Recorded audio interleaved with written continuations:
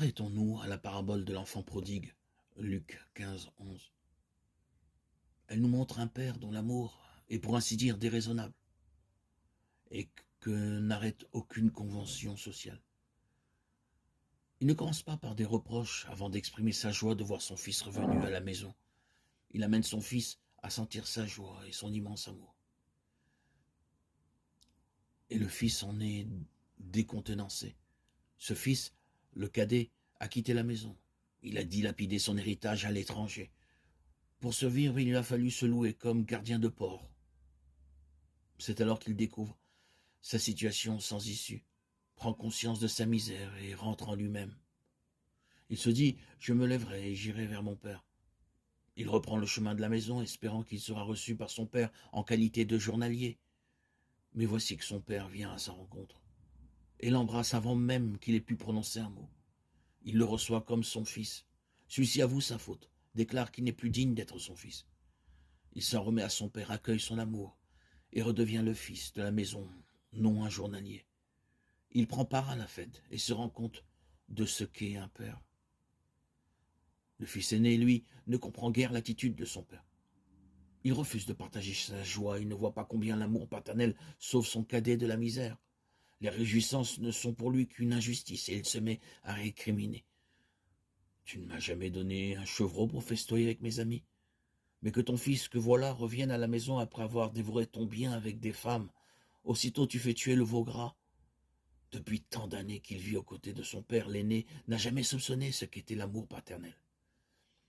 Il a servi, n'a transgressé aucun ordre, s'est comporté comme un domestique. Pourquoi donc n'a-t-il jamais vécu comme un fils, se laissant aimer par son père, élément d'un amour filial? Pourquoi n'a-t-il eu confiance ni en son père ni en lui-même? Le père s'efforce de changer ses dispositions, de l'amener au moins à partager sa joie, puisque le fils, ton frère, est de retour. Il lui rappelle « Tout ce qui est à moi est à toi ». Oui, tout lui appartenait, pas seulement le bétail. Mais il n'a profité de rien. Il n'a rien compris à la bonté et à la libéralité de son père.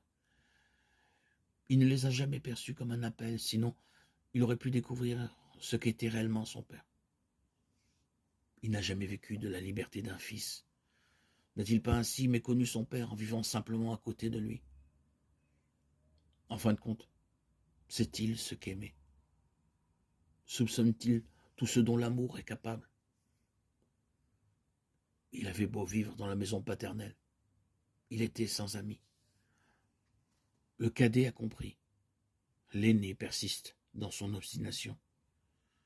Ne se met-il pas à l'écart des festivités communes? Lui qui est toujours resté à la maison, n'est-il pas, en fait, le fils perdu?